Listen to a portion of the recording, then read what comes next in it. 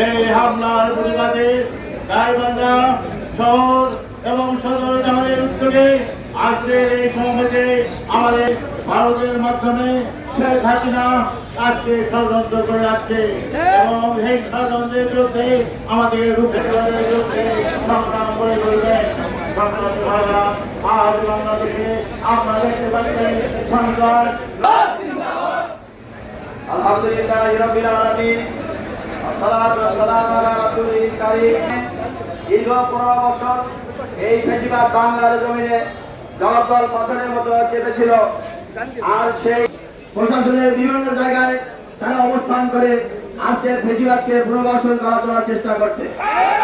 সম্মানিত উপস্থিতি, তার আলামত আমরা লক্ষ্য করছি। জুলাই যোদ্ধাদের উপরে গতকাল গোপালগঞ্জ এনসিপি নেতৃবৃন্দের উপরে তারা অতর্কিত হামলা করেছে। শুধু তাই নয়, এদেরকে বাংলার জমিন থেকে নিশ্চিহ্ন করার জন্য আমাদেরকে ঐক্যবদ্ধ হতে হবে। আজকে সেই মিছিলে আমরা আপনাদের এবং ধন্যবাদ জানাচ্ছি। আগামী দিনে এই ধরনের আন্দোলন সংগ্রাম আসলে আপনারা সরাসরি এখানে সহযোগিতা করবেন। আজকে গাইবান্ধা সদর এবং শহর শাখার উদ্যোগে এই বিক্ষোভ মিছিল আমরা আয়োজন করেছি। আমরা গাইবান্ধা শহরের গুরুত্বপূর্ণ এলাকা দোসররা বাংলাদেশে যে নতুন স্বাধীনতা নিয়ে এসেছে, বৈষম্য বিরোধী ছাত্র আন্দোলনের সংগঠন, তাদের উপরে তারা হামলা করেছে। বাংলাদেশের প্রশাসনের উপরে তারা হামলা করেছে। সম্মানিত ভাই সাহেব, আমরা বলতে চাই, বাংলাদেশের জমিনে আওয়ামী লীগের পতনের মাস হলো জুলাই এবং আগস্ট। এই আগস্টে জুলাই মাসে আবার এই স্বৈরাচারের দোসররা ওই বৈষম্য বিরোধী ছাত্র আন্দোলনের নেতাদের উপর হামলা করেছে। এই হামলার কারণে বাংলার জমিন থেকে চিরনির্বাসনের মাধ্যমে এই আওয়ামী লীগকে বাছাই করে নিয়ে বাংলাদেশের সমস্ত কারাগার ভর্তি করতে হবে। বাংলাদেশ জামাত ইসলামী কেন্দ্রীয় আমির বাংলাদেশের ঐক্যের ঘোষণা দিয়েছে, তার জন্য জাতীয় সমাবেশ করব। আমার তৌফিক বিল্লাহ।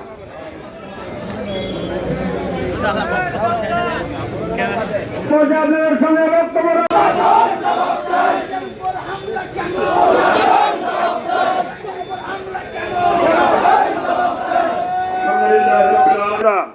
আসসালামু আলাইকুম ওয়া রাহমাতুল্লাহি ওয়া বারাকাতুহু। আমরা লক্ষ্য করেছি বিগত 5 আগস্ট শেখ হাসিনা গোপালগঞ্জে গতকাল এনসিপির প্রোগ্রামে হামলা করেছে এবং নেতৃবৃন্দকে অসম্মান করেছে, অপমান করেছে।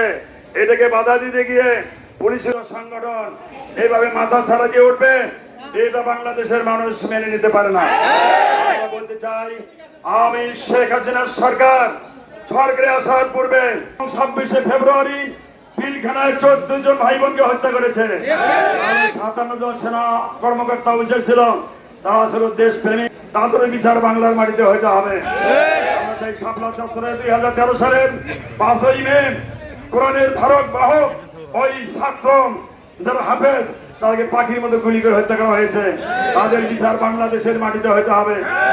তাই নয়, জুলাই বিপ্লবে ছাত্র জনতার অসংখ্য হাজার হাজার ছাত্র জনতাকে হত্যা করেছে এবং 30,000-এরও অধিক ছাত্র জনতা আহত হয়েছে, পঙ্গু হয়েছে, গুলি খেয়েছে, পা কেটেছে, হাত কেটেছে। তাদের বিচার চাই কিনা? বিচার চাই। আমরা পুলিশ প্রশাসনকে বলতে চাই, অনতি বিলম্বে এই সমস্ত সন্ত্রাসী নিষিদ্ধ ঘোষিত আওয়ামী লীগ, ছাত্রলীগ, যুবলীগের সন্ত্রাস গ্রেফতার করতে হবে এবং কারাগারে ভর্তি করতে হবে। আমরা সন্ত্রাস দেখতে চাই না। আসুন, আজকে এই প্রোগ্রাম সফল করার জন্য আপনাদের সকলকে ধন্যবাদ জানিয়ে আজকের প্রোগ্রাম এখানে সমাপ্তি ঘোষণা করছি।